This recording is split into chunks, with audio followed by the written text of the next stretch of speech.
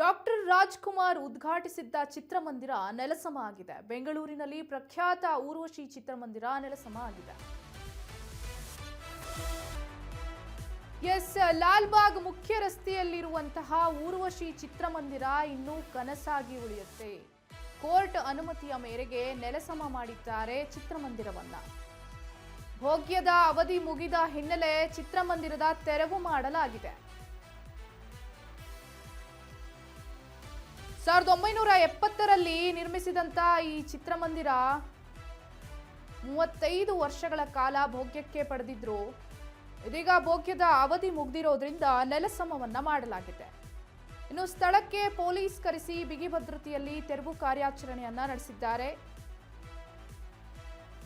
ಊರ್ವಶಿ ಚಿತ್ರಮಂದಿರ ಅಂತ ಹೇಳಿದ್ರೆ ಅದೊಂದು ಭಾವನಾತ್ಮಕವಾದಂತ ಚಿತ್ರ ಪ್ರೇಮಿಗಳಿಗೆ ಭಾವನಾತ್ಮಕ ಸಂಬಂಧ. ಸಾಕಷ್ಟು ಸಿನಿಮಾಗಳು ಯಶಸ್ಸನ್ನ ಕಂಡಿದ್ದಾವೆ.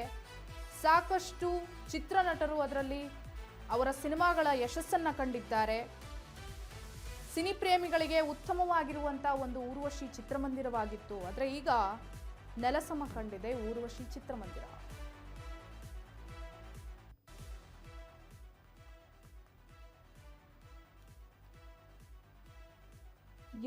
ಬೆಂಗಳೂರಿನ ಊರ್ವಶಿ ಚಿತ್ರಮಂದಿರ ಎಂದಿಗೆ ಕೊನೆಗೊಂಡಿದೆ, ನೆಲಸಮವಾಗಿದೆ. 1970ರಲ್ಲಿ ಡಾಕ್ಟರ್ ರಾಜ್ಕುಮಾರ್ ಉದ್ಘಾಟಿಸಿದ್ದರು ಇದನ್ನ. ಎಷ್ಟೋ ಚಿತ್ರ ಪ್ರೇಮಿಗಳು ಇಲ್ಲಿ ಸಿನಿಮಾವನ್ನ ನೋಡಿ ಆನಂದಿಸಿದ್ದಾರೆ.